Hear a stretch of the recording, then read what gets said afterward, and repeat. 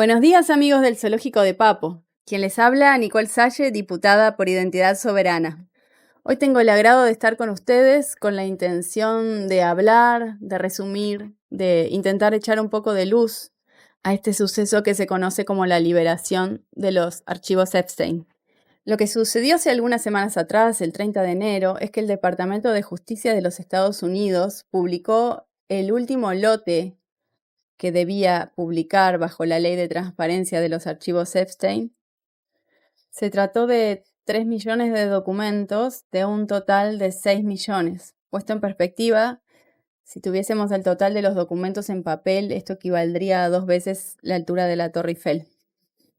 Se trata de varios documentos, mails, más de 2.000 videos y aproximadamente 180.000 imágenes, las que fueron desclasificadas. Y sin embargo, se ha aclarado que dentro de estos documentos no se ha publicado lo peor, es decir, nada que pueda herir la sensibilidad, e incluso se han redactado muchísimos nombres. Aún así, la información a la que pudimos acceder es escandalosa y creo que indigna y genera repulsión en cualquier ser humano. Estos documentos debían haber sido liberados en diciembre, pero se incumplió con este plazo, precisamente por la gran cantidad de nombres que necesitaban redactar y filtrar. A pesar de ello, sí se filtraron el nombre y la identidad de varias víctimas, lo cual es un acontecimiento muy grave porque se debía precisamente preservarlas. Otra situación que podríamos decir fue curiosa es que muchísimos documentos que involucraban a Trump fueron liberados y luego removidos. Los documentos involucran a una cantidad enorme de figuras públicas, políticos de todos los partidos, por supuesto actores y personalidades de Hollywood y del mundo del entretenimiento y la música,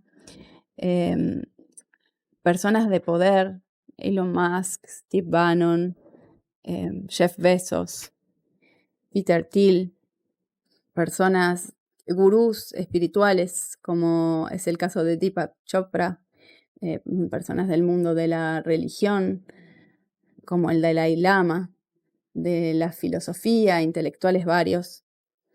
Incluso se siembra la sospecha de que la primera dama, Melania Trump, pudo haber sido presentada a Donald Trump en una de estas reuniones, siendo ella producto de la trata de niñas.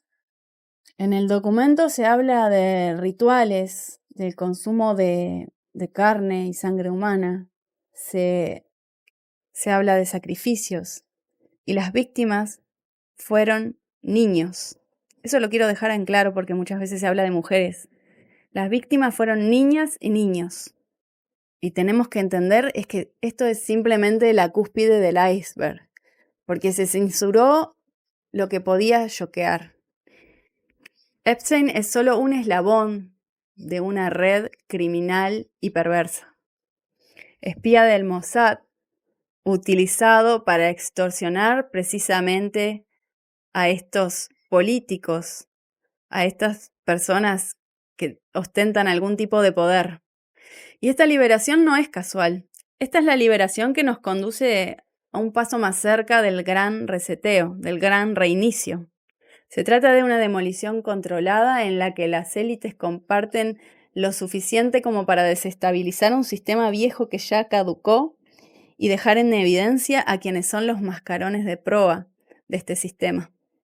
Lo que se busca es generar un impacto que habilite el cambio a un nuevo sistema político, a un nuevo sistema financiero, a un nuevo orden mundial, en definitiva. Primero te demuestran lo podrido y cada noticia te genera asco, te indigna y te agota. Y el propósito es destruir la legitimidad de este sistema viejo que ya caducó. Lo implosionan desde adentro. Por supuesto, no buscan empoderarte, no buscan liberarte, buscan que pierdas la fe y que pidas a gritos una solución. Y la solución es un nuevo sistema, un sistema más justo, más transparente, un sistema digital, porque el juez humano se puede corromper. Por eso necesitamos inteligencia artificial. Las monedas físicas son inseguras y la política es sucia y es mejor que gobiernen los algoritmos. Pero una vez más, estas reglas van a estar impuestas solamente para los de abajo. Los que están por arriba van a continuar con el control total y absoluto, y con sistemas al margen. Cada gran filtración de documentos ocurre en un momento clave, cuando la deuda global ya no puede pagarse, cuando el sistema financiero se tambalea y ellos ya tienen todo listo para lanzar las nuevas monedas digitales, el control de identidad, cuando ya tienen todos los marcos legales supranacionales. Y por supuesto no estoy diciendo que no debemos indignarnos. Este sistema debe colapsar. Este sistema está podrido. Lo que estoy diciendo es que no podemos pedirles a los mismos responsables de generar toda esta putrefacción que nos den una solución. En los archivos hoy se puede leer documentación que incluso pone en juicio no solamente el suicidio, el supuesto de Epstein, sino que pone en duda incluso su muerte. Fechas que no coinciden, relatos escritos. La propia fiscal Pam Bondi manifestó que si se llegase a enjuiciar a todos los involucrados en el caso Epstein, el sistema colapsaría por completo. Recordemos que fue ella, junto a Kash Patel, director del FBI, quienes dijeron, previo a la liberación de estos documentos, que no había ni evidencia suficiente y de hecho no había una lista de clientes. 6 millones de hojas de datos probatorios y no había una lista de clientes ni suficiente evidencia. ¿A quién se le ocurre, no? Creo que podemos estar horas o varios días hablando de todo esto que ha sido desclasificado, cómo afecta a los distintos sistemas políticos, a la credibilidad, al sistema político uruguayo, a sus vínculos. Pero hoy quiero traerles el análisis de una documentación que fue muy bien recogida por su autor, Sasha Shi, que una vez más refleja la urgente necesidad de una investigación seria como la que hemos pedido al inicio de nuestra legislatura, sobre la pandemia o la plandemia de COVID-19. Estos documentos demuestran que cuando el mundo se enfrentó a la pandemia ya existía una infraestructura global de dinero, estrategia y planificación orientadas a gestionar y, por supuesto, sacar beneficio de una pandemia.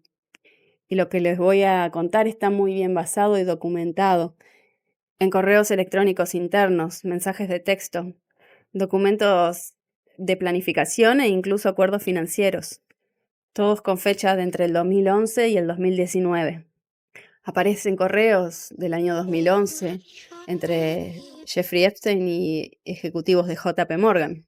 Y estos describen cómo se generó un fondo ligado a Bill Gates, que tienen como objetivo explícito generar dinero adicional para vacunas, usando estructuras financieras complejas e incluso filiales offshore. Mucho antes del COVID, en el 2017, correos electrónicos con asesores de Bill Gates, como es el caso de Boris Nikolic, discuten las pandemias como áreas claves para invertir capital. E incluso en los documentos se puede leer sobre variedad de productos financieros relacionados con pandemias. Por ejemplo, el Banco Mundial emitió bonos de catástrofe pandémica en el 2017. Bonos que pagaban grandes sumas automáticamente cuando se declarara una pandemia. Son bonos estructurados, por ejemplo, por Swiss Re. Qué casualidad, ¿no? Y por supuesto no podemos dejar de nombrar el evento de simulación, el evento 201, que tuvo lugar en el 2019 y del cual tanto hemos hablado. Todo esto demuestra que la arquitectura financiera y técnica fueron cautelosamente programadas y puestas en marcha antes de que se declarara la pandemia. Y por supuesto sus objetivos ya los conocemos. Son lo que se admitió en el Foro Económico Mundial, un ensayo de obediencia de la población en general. Pero lo más importante es que primero sentaron las bases para enriquecerse y quedar bien parados una vez más. Expoliar a las masas, a expensas de su miedo. Y toda esta arquitectura fue construida en gran parte por actores privados, con la complicidad, por supuesto, de las instituciones públicas. Es que todas estas estructuras privadas, financieros de Wall Street, grandes fondos de inversión, ejecutivos de las grandes farmacéuticas, estrategas de riesgos, todos estaban transversalizados por Jeffrey Epstein. Jeffrey Epstein era su intermediario. Y no olvidemos que para ese entonces Jeffrey Epstein ya era un delincuente condenado por abuso sexual. Y aparecen estos correos como organizador operativo o asesor de presentaciones estratégicas y con acceso directo a personas y estructuras de mucho poder. De una vez por todas tenemos que entender que las mismas personas que diseñan las herramientas financieras, las simulaciones, las patentes y los incentivos económicos son quienes modelan la narrativa pública. No podemos seguir confiando en estas instituciones, en instituciones como por ejemplo la OMS. La OMS que está financiada por instituciones privadas, por la Gavi de la Bill y Melinda Gates Association, financiada en otras palabras por pedófilos. ¿A quién se le ocurre que estos productos producidos por estas personas, por eugenistas como es el caso de Bill Gates, a quien se lo involucra incluso en una discusión que tiene como argumento central cómo matar a los pobres? Porque sí, se los cita en mails cuya discusión tiene ese trasfondo que acabo de mencionar.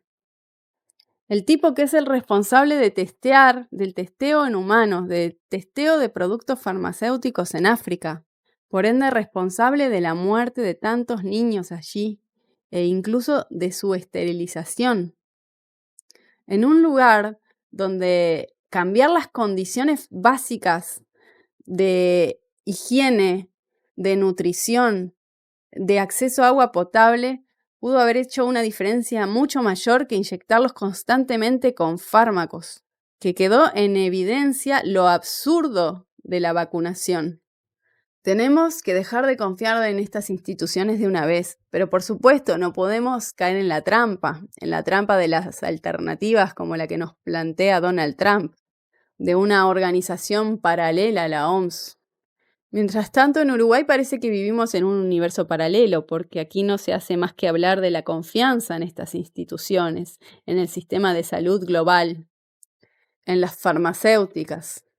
Continúan con la narrativa de que esta ciencia corrupta es la autoridad máxima e indiscutible, y nadie quiso investigar. Pero les queremos comunicar que vamos a volver a solicitar una investigación en función de esta nueva documentación que vio la luz. Vamos a insistir en la investigación, porque el gobierno tiene una deuda con sus ciudadanos, una deuda de transparencia, porque además estos mismos fármacos se siguen recomendando hoy en embarazadas, porque además se impone cada vez más un calendario de vacunación que es ridículo, porque no aceptamos como válido el argumento de la falacia de autoridad. Estas personas que tanto enaltecen a estas instituciones y a estos individuos y a la ciencia oficial, ya carecen de total validez moral, ya perdieron credibilidad. Porque mientras Bill Gates recorría el mundo dando charlas TED y se hablaba en distintos foros que venía una pandemia, en privado junto a Epstein discutían cómo usar estos escenarios para tomar decisiones políticas y financieras, cómo controlar narrativas y sacar provecho. En sus conversaciones incluso se habla de neurotecnología, algo de lo cual venimos hablando muchos hace tiempo, y se nos trata de locos. Hablan de neuromodulación. Se menciona incluso el proyecto Molécula, que busca convertir la biología humana en un activo financiero. Y por supuesto, haciendo referencia a mi audición anterior, quiero dejar en claro que en Uruguay no somos ajenos a estas hiperestructuras de poder. Como ya dije, la Comisión Asesora de Vacunas, que está encargada de asesorar directamente al Ministerio de Salud Pública en qué vacunas incorporar al calendario, debiendo tener solamente un integrante de la Sociedad Uruguaya de Pediatría, tiene a varios que lo son, incluyendo a la ministra. Y la Sociedad Uruguaya de Pediatría tiene conflictos de interés, está financiada por las farmacéuticas, recibe donaciones de las mismas. Estos miembros tienen o han tenido vínculos con laboratorios farmacéuticos que se benefician directamente de las políticas públicas, las cuales están aconsejando. Y en este contexto, los archivos Epstein le dan mayor gravedad a la situación, porque allí se revela cómo actores privados, financieros, en teoría filantrópicos, diseñaron arquitecturas financieras estratégicas para manejar futuras pandemias. Entendido en este contexto, el caso uruguayo no es una anomalía aislada. Es una expresión local de una tendencia global, donde los organismos asesores de salud, en lugar de actuar con autonomía en favor del interés público, pueden estar inmersos en redes de influencia donde los intereses comerciales y geopolíticos priman sobre la transparencia y la evidencia científica. Tenemos que entender de una vez que lo que se vende como ciencia no es más que lobby de bata blanca, algo que por supuesto venimos diciendo hace tiempo, pero que hoy, como le gusta decir a mi padre, los hechos y los protagonistas nos han dado nuevamente la razón. ¿Y qué es lo que vamos a hacer? ¿Nos vamos a quedar de brazos cruzados? ¿Vamos a esperar que usen este recurso de la pandemia nuevamente? ¿Estamos dispuestos a que quienes deciden sobre nuestra salud y nuestro futuro sea esta mafia de pedófilos? ¿Estamos dispuestos a que ellos sean quienes dicten nuestras políticas internas en este país? ¿Que nos ofrezcan tratados vinculantes y decretos que nos obliguen a obrar en función de la Agenda 2030? ¿Que sometan nuestra política a la agenda globalista? Ya no nos pueden tratar de locos conspiranoicos y esta verdad no puede ser ignorada. Porque hoy la evidencia es abrumadora y por ende le vamos a dar una nueva oportunidad a nuestros parlamentarios. La oportunidad que se negaron al principio de la legislatura, la oportunidad de investigar, la oportunidad de ofrecerle luz a la población. Por eso, como ya mencioné, en función de toda esta nueva evidencia, vamos a volver a solicitar una preinvestigadora para que se apruebe la investigación que tanto pedimos y que vamos a seguir exigiendo. No vamos a permitir que estos eventos se barran bajo la alfombra, porque no vamos a permitir que vuelva a ser usado como un instrumento de manipulación geopolítica y financiera, eugenésica. Vamos a seguir insistiendo. Bueno, amigos, esto es todo cuanto tengo para comentarles el día de hoy, así que les mando un cálido abrazo y hasta la próxima.